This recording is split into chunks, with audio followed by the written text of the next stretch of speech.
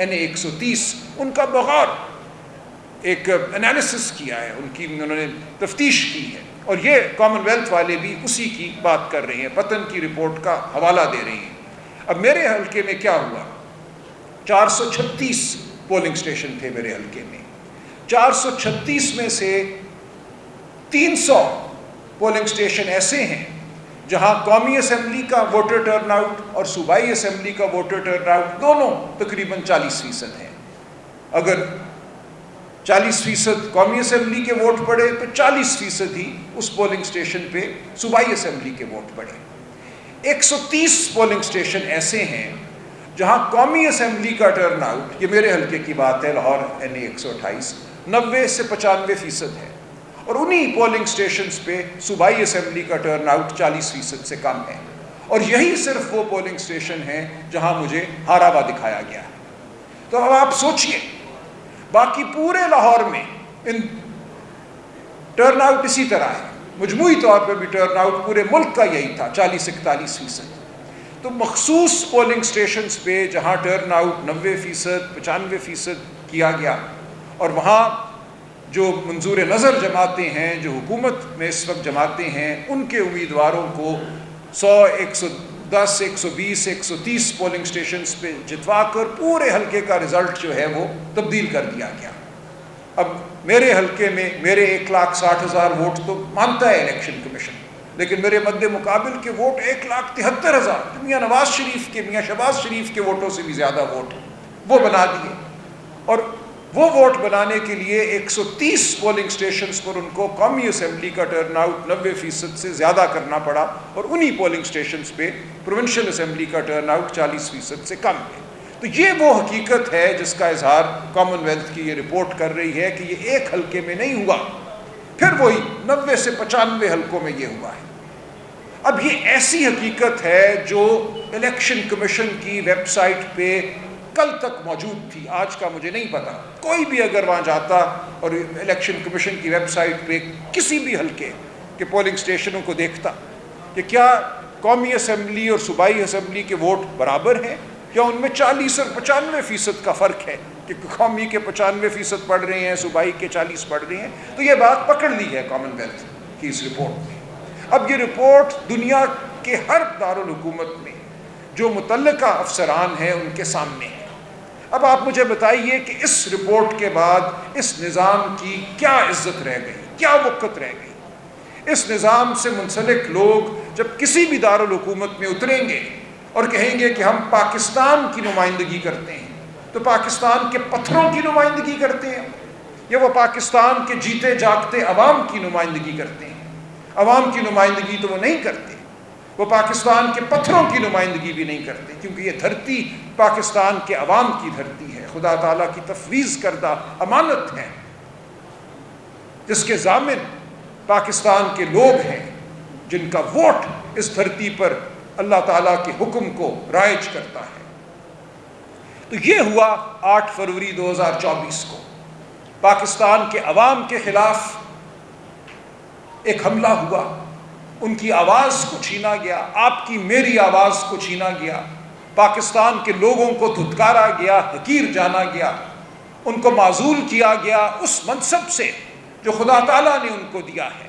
ہمارا آئین یہ کہتا ہے کہ یہ مملکت خداداد وہ مملکت ہے جس پہ ساورینٹی، اقتدار اعلیٰ اللہ تعالیٰ کی ذات کا ہے، لیکن اس اقتدار اعلیٰ کے ضامن پاکستان کے عوام ہیں جو اپنے ووٹ کے ذریعے اس دھرتی پر حکومت قائم کریں گے۔ یہ ہمارے آئین کا پہلا جملہ ہے۔ جب آپ ووٹ کو پامال کرتے ہیں، ووٹ کو رد کرتے ہیں، تو آپ آئین میں جو اللہ تعالیٰ سے ہم نے وعدہ کیا ہے اس کو پامال کرتے ہیں۔ اس لیے میں ہر روز یہ کہتا ہوں، جب بھی بات کرتا ہوں، کہ آج یہ نظام صرف جھوٹ کا نظام نہیں ہے، یہ کفر کا نظام ہے۔ آپ جب ووٹ پر حملہ کرتے ہیں تو آپ آئین کو پامال کرتے ہیں، آپ اللہ تعالیٰ سے ہمارے وعدے کو پامال کرتے ہیں، اس میثاق کو بھی پامال کرتے ہیں جس کا نام ہے آئین پاکستان۔ تو آج پوری دنیا آپ کو یہ بتا رہی ہے، آپ کو آئینہ دکھا رہی ہے کہ آپ نے اپنے آئین پر حملہ کیا ہے، اپنے عوام پر حملہ کیا ہے، اس میثاق پر حملہ کیا ہے جو پاکستان کے عوام اور اللہ تعالیٰ کی ذات کے درمیان ہے۔ تو یہ ایک شرم کا مقام ہے، لیکن یہ ایک ایسا لمحہ ہے جب پاکستانی قوم کو جان لینا چاہیے کہ پوری دنیا آج ان کے ساتھ کھڑی ہے، پوری دنیا جانتی ہے کہ ان کے ووٹ کو، ان کی آواز کو، ان کے وجود کو پامال کیا گیا ہے۔ لہٰذا آج اگر کوئی کہتا ہے کہ ہم آئین میں ترمیم کریں گے، ہم 26ویں کے بعد 27ویں ترمیم لائیں گے، تو وہ مذاق کرتا ہے۔ انہیں ایک کاما فل سٹاپ آئین پاکستان میں تبدیل کرنے کا استحقاق نہیں ہے۔ جب تک اس فراڈ کو ختم نہیں کیا جاتا، ہم کسی آئینی ترمیم کو نہیں مانیں گے۔ پاکستان کے عوام اس آئین کے رکھوالے ہیں، ہم اس آئین کو بحال کریں گے اس کی اصلی شکل میں۔ 26ویں آئینی ترمیم کا جو بدنما داغ اس آئین پر لگایا گیا ہے، اس داغ کو ہم دھوئیں گے۔ یہ ہمارا آپ سے وعدہ ہے، آپ کو، مجھے، ہم سب کو اپنی عزت نفس کی خاطر کھڑا ہونا ہے اور اس فراڈ کو ہمیں رد کرنا ہے۔ تو یہ آج میں یہ سمجھتا ہوں، اور آج کے بعد آنے والے ہر دن ہمیں یہی عہد کرنا ہے کہ ہم ایک محکوم قوم نہیں ہیں، ہم نے اس فراڈ زدہ نظام کو نہیں ماننا۔ تو میری آپ سے یہی گزارش تھی۔ آج اس کامن ویلتھ رپورٹ کے حوالے سے آنے والے دنوں میں مزید اس حوالے سے انشاءاللہ معروضات پیش کریں گے۔ اب جو دوسرا معاملہ ہے وہ میں سمجھتا ہوں اتنا ہی اہم ہے۔ ہم کیوں جمہوریت کا تقاضا کرتے ہیں؟ ہم کیوں کہتے ہیں کہ پاکستان کے عوام کی منشا کے مطابق حکومت قائم ہونی چاہیے؟ کیونکہ جب پاکستان کی عوام کی آواز کو دبایا جاتا ہے تو نتیجہ وہی ہوتا ہے جو پاکستان میں ہوا ہے۔ 78 سال سے پاکستان میں نہ صحت غریب کو ملتی ہے، نہ تعلیم غریب کو ملتی ہے۔ آج اس خطے میں بھی اگر آپ دیکھیں تو پاکستان کے عوام کی صورتحال بدترین ہے۔ ہمارا موازنہ اگر آپ بھارت سے کریں، بنگلہ دیش سے کریں، سری لنکا سے کریں، تو ہماری صورتحال کہیں ابتر ہے۔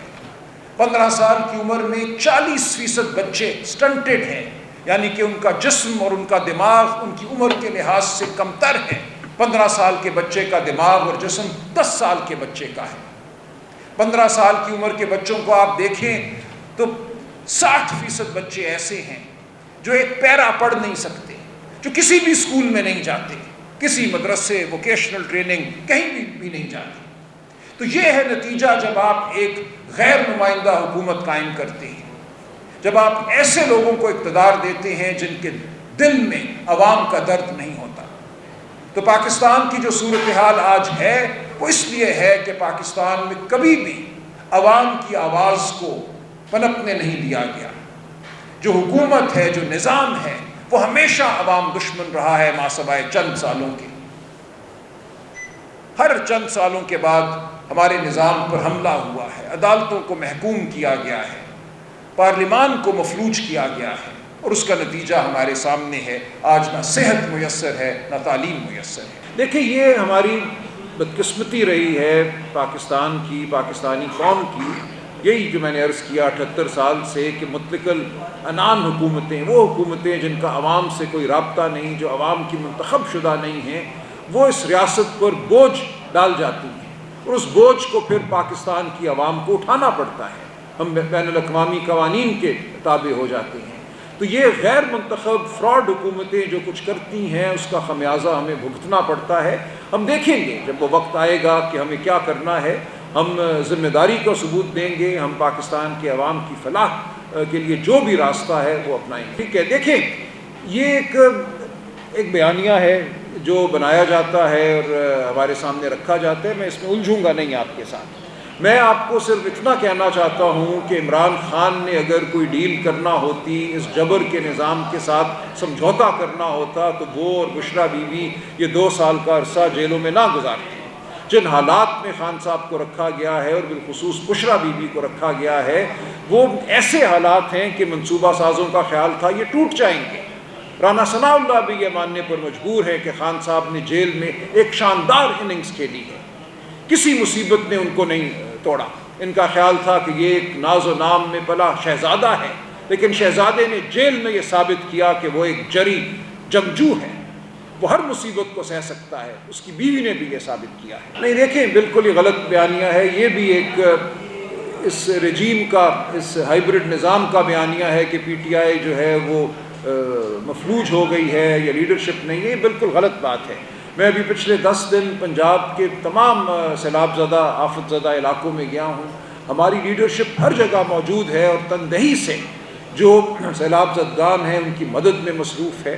ہر سطح پہ، ڈویژن کی سطح پہ، ڈسٹرکٹ کی سطح پہ، تحصیل کی سطح پہ ہماری لیڈرشپ موجود ہے، بالکل پنجاب کی سطح پہ بھی موجود ہے۔ دیکھیں، اگر آپ ناحق کسی کو سزا دیتے ہیں، ہمارے leader of the opposition Malik Ahmad Khan Bachar Sahib کو 10 سال کی سزا دی گئی ہے ناکردہ جرم کے حوالے سے، اسی طرح عالیہ حمزہ بی بی کو، دیگر لوگوں کو، تو ظاہر ہے یہ ایک اس عدالتی نظام کو استعمال کیا جا رہا ہے سیاسی حربے کے طور پہ، لیکن اس سے پارٹی کی جو طاقت ہے یا پارٹی کی جو ایک اندرونی ساخت ہے اس پر کوئی اثر نہیں پڑتا۔ کوئی بھی ایسا نہیں ہے کہ وہ انڈسپینسیبل ہو۔ ہم اپنے دوستوں کا بہت احترام کرتے ہیں، بچر صاحب کو ہم آج بھی لیڈر آف دی اپوزیشن مانتے ہیں، لیکن جتنی دیر وہ غیر موجود رہیں گے ناحق سزا کی وجہ سے، آپ دیکھیں گے کہ پارٹی کے نظام میں کوئی خلل نہیں پڑے گی۔ دیکھیں، میں آپ سے عرض کروں، یہ بڑا اہم سوال ہے بھائی کا کہ یہ کہنا کہ ریاست جو ہے اور ریاستی طاقت اور ریاستی جبر جو ہے وہ ملک میں فلاح پیدا کر سکتا ہے، ملک کو معاشی ترقی کے راستے پر چلا سکتا ہے، یہ جھوٹ ہم نے کئی بار سہا ہے۔ چاہے وہ پہلا مارشل لا ہو سن 58 والا، یا وہ یحییٰ خان کا مارشل لا ہو، یا وہ ضیاء الحق کا مارشل لا ہو، یا وہ مشرف کا مارشل لا ہو، ہر دفعہ یہ کہا گیا کہ اس ملک کو صرف ڈنڈے کی ضرورت تھی، اب ڈنڈا آ گیا ہے، ڈنڈا بردار آ گیا ہے، یہ ملک ٹھیک ہو جائے گا۔